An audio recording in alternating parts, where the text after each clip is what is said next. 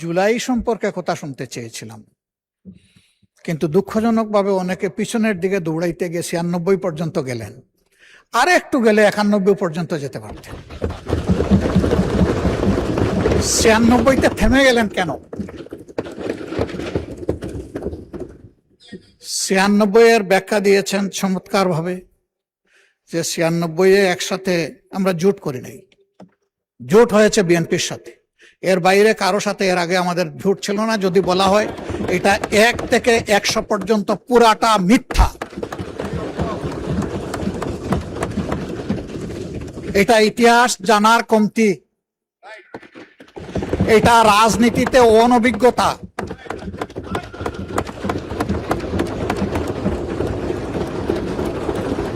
মন্ত্রিপরিষদের সম্মানিত সদস্যবৃন্দ যখন কথা বলবেন, সঙ্গত কারণেই আমরা অথেন্টিক বক্তব্য শুনতে চাই। ৯৬ কেন হয়েছিল সেই কথা আজকে আমি যাব না, তাহলে আমিও ৯৬ দিকে দৌড়াবো। সে কথা সুযোগ পেলে এই হাউসে আরেকদিন বলবো ইনশাআল্লাহ।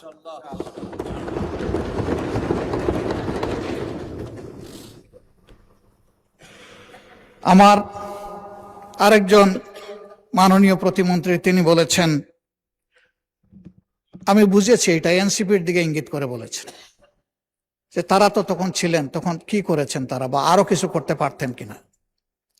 আমি ওই দোষাদোষিতে যেতে চাই না। এই ব্যাপারে এনসিপির আহ্বায়ক বক্তব্য রেখেছেন এবং চমৎকার করে বলেছেন যে আমরা এটা করেছি ওইটা করেছি, আরো করা দরকার ছিল, আমরা পারি নাই, এখন আপনারা করেন। এটাই হওয়া উচিত। আমি গিয়েছিলাম ব্যাংককের হাসপাতালে পঙ্গু জুলাই যোদ্ধাদেরকে দেখতে। আমি সবার সাথে কথা না বলতে পারলেও অনেকের সাথে কথা বলেছি। আমি জানতে পেরেছি তাদের যাদেরকেই পাঠানো হয়েছে চিকিৎসার জন্য, এইটা সদ্য সাবেক সরকারের সময়ই পাঠানো হয়েছে, কিন্তু এখনো আমাদের কাছেও আসে। আমার বিশ্বাস সরকারি দলের নেতৃবৃন্দের কাছেও যায়। বহু আহত পঙ্গু যোদ্ধা চিকিৎসার জন্য এখন দাঁড়ে দাঁড়ে ঘোরায়। আমার অনুরোধ, সরকার যেন তাদের দিকে দৃষ্টি দেয়। ওই দোষারোপের রাজনীতিতে যাওয়ার দরকার নেই, দায়িত্ব পালন হোক, শান্তি পাব। আরেকটা কথা এখানে অনেকেই বলেছেন, আমি আরেকবার বলতে চাই। জুলাই ছিল ফলাফলের সময়, কিন্তু তার ক্ষেত্র তো 17.5 বছর। এই সময়ের ভিতরে যারা গুম হয়েছেন, খুন হয়েছেন, পঙ্গু হয়েছেন, তাদেরকে ফেলে দেওয়া, ভুলে যাওয়া উচিত হবে না। এটা নিজের আত্মার সাথে বিশ্বাসঘাতকতার সামিল হবে। তাকে পরম শ্রদ্ধায় তাদেরকে স্মরণে রাখতে হবে, শুধু মুখে নয়, কাজে।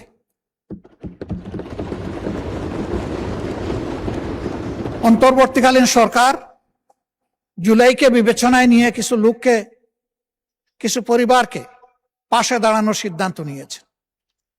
আমি আগেও বলেছি, এখনো অনুরোধ করব, যাদের তিলে তিলে স্যাক্রিফাইসের কারণে এই জুলাই সফল হয়েছিল, তাদের জন্য অনুরূপ সমান ব্যবস্থা করা হোক।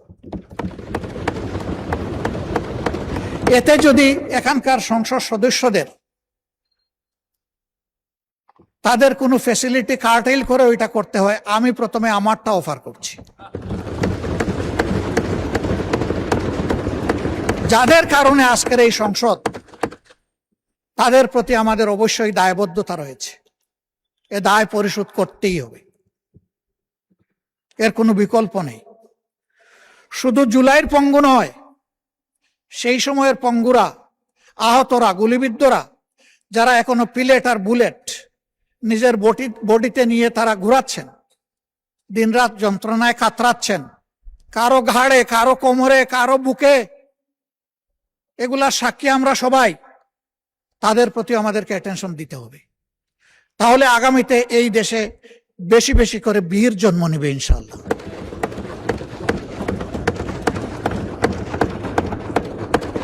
এখানেও আছেন একজন, তার সন্তানকে যখন আদালতে তোলা হচ্ছে, মা তখন পিঠ চাপড়িয়ে বলেছিল, ভয় পেও না,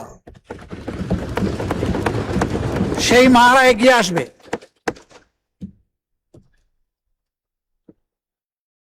কিন্তু আমরা যদি বিস্মৃত হয়ে যাই, তাদেরকে যদি আমরা ফেলে দেই, তাহলে এটা হবে না। আমি দুইটা প্রতিষ্ঠানের প্রতি মাননীয় প্রধানমন্ত্রীর একান্ত উদ্যোগ কামনা করছি। একটা হলো, মেহেরবানি করে এই জুলাই জাদুঘরটা খুলে দেন। যদি কিছু কাজ বাকিও থাকে তাও খুলে দেন। এই রিনোভেশন, এডিশন, ডিডাকশন, এটা কন্টিনিউয়াস প্রসেস, এটা চলতে থাকুক, কিন্তু জুলাই জাদুঘরটা খুলে দেন। আপনি উদ্বোধন করবেন, আমাদেরকে দাওয়াত দিলে আমরাও আপনার পাশে থাকব। জুলাই ফাউন্ডেশন, এটা জুলাই যোদ্ধাদেরকে সাপোর্ট দেওয়ার জন্য, সম্মান দেখানোর জন্য একটা ফাউন্ডেশন হয়েছে। আমি ব্যতীত শুনে যদি এটা সঠিক হয়ে থাকে, এই ফাউন্ডেশনের কর্মচারী কর্মকর্তারা গত 5 মাস ধরে তারা কোনো বেতন পান না। আমি এটা জানি না ভাই, আমি যেটা জানি না সেটা আমি বলবো কিভাবে? আমার একান্ত অনুরোধ, সরকার এই প্রতিষ্ঠানটাকে যেন আরো প্রাণবন্ত করে তোলে।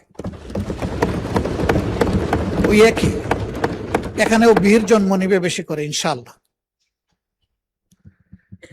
এরপরে আমার অনুরোধ, যাদের বিচারের কথা বলা হয়েছে, তাদের বিচারে কেউ যদি গড়িমসি করে, হাসরের দিন আমি তাদের বিরুদ্ধে বাদী হব। এখানে আমি যে মুখগুলা দেখতে পাচ্ছি, অনেকে একসাথে আমরা জেলে ছিলাম, আমাকে নিলে একটু বেশি আদর করতো, দীর্ঘ সময় রাখতো, সহজে ছাড়তো না আমাকে। আমার বন্ধুরা অনেকে আমার পরে যেত, আগে চলে আসতো। তা আমাকে বেশি সময় কেন রাখতো এটা তারা ভালো জানে। তবে আমরা যারা জেলে বন্দী ছিলাম, শরীরটা জেলের ভিতরে ছিল, মনটা আমাদের বাইরে ছিল। এই জুলাই যোদ্ধাদের পাশাপাশি 17 বছরের বিচারের ব্যাপারে কোনো গড়িমসি এই জাতি আসলেই সহ্য করবে না। এই ট্রমা বহন করার শক্তি এই জাতির নাই। বিচার হতেই হবে। তবে অবশ্যই এটাও বলবো, কারো উপর যেন অবিচার করা না হয়, বিচারটা যেন ন্যায় বিচারই হয়। আমাদের নেতৃবৃন্দকে ফাঁসিতে ঝুলিয়েছে, we are proud of them. তাদেরকে নিয়ে অনেক ষড়যন্ত্র করেছে মুখ দিয়ে একটা কথা বের করার জন্য। আলহামদুলিল্লাহ, তারা কারো কাছে মাথা নত করেননি।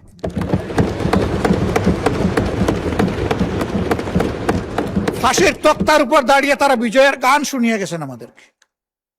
তারা শক্তি এবং সাহস আমাদেরকে দিয়ে গেছে, আমরা তাদেরকে নিয়ে গর্বিত। তারা আমাদের সম্পদ, আমি বিশ্বাস করি তারা জাতিরও সম্পদ। কিছু মিডিয়া, সবাই নয় তবে বেশিরভাগ, সেই সময় স্বৈরাচারকে ভয়ঙ্কর স্বৈরাচার হইতে সাহায্য করেছিল। তাদের ব্যাপারে কি পদক্ষেপ আগেই বা নেওয়া হলো, এখনো বা নেওয়া হচ্ছে, আমরা কিছুই বুঝতে পারছি না। বরঞ্চ তারা এখন আবার পানি গুলা করার জন্য ময়দানে নেমে পড়েছে। তারা রাষ্ট্রদ্রোহী কথাবার্তা বলছে, কিন্তু এই সমস্ত বিষয়ে অ্যাটেনশন দেওয়া হচ্ছে না। কোন শক্তির বলে তারা এটা করে, আমরা জানতে চাই সরকারের কাছে। তার ব্যাপারে দুর্বলতাটা কোথায়, এটা জাতির সামনে খুলাসা করতে হবে। বর্ডারে সুড়সুড়ি দেওয়া হচ্ছে, সরকার এখন পর্যন্ত এই ব্যাপারে কিছুই বলেননি। আমরা আমাদের অবস্থান থেকে যতটুকু সম্ভব আমরা বলেছি। আমরা পরিষ্কার বলতে চাই, এটি একটি স্বাধীন দেশ। এই দেশের প্রত্যেকটি বালুকণার আমরা পাহারাদারি করব ইনশাআল্লাহ।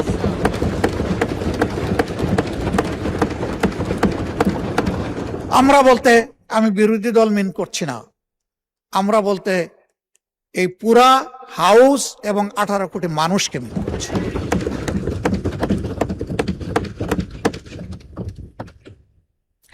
মাননীয় স্পিকারকে ধন্যবাদ জানাই। উনি বলেছেন আমরা এক থাকলে দুইটা দেশের নাম বলে বলেছেন যে কেউ আমাদের দিকে চোখ তুলে তাকানোর সাহস করবে না। আমরা সেই দেশ, সেই সরকারটা দেখতে চাই। এদেশের অনেক সর্বনাশ করা হয়েছে। যারা বন্ধুত্বের দাবি করে তারা কতটুকু বন্ধুত্বের পরিচয় কার্যকলাপে দিতে পারছে এটা পরিষ্কার। আমি এই ব্যাপারে সম্পূর্ণ একমত। আইনমন্ত্রী বলেছেন যে এই জায়গায় আমাদের একটা কমন পলিসি, এবং সম্ভবত প্রতিমন্ত্রী জনাব নুরুল হক নূর বলেছেন যে আমাদের একটা ঐক্যমত হতে হবে, তাদের ব্যাপারে আমাদের দৃষ্টিভঙ্গিটা কি হবে। আমরা একমত। জুলাইয়ের এই 14 তারিখটা বড় সেন্সিটিভ তারিখ। এই তারিখেই আগুন লেগেছিল। ওরা দুটা স্লোগান দিয়েছিল, একটা ছিল তুমি কে আমি কে রাজাকার রাজাকার, আর একটা বলেছিল লেগেছে রে লেগেছে, রক্তে আগুন লেগেছে।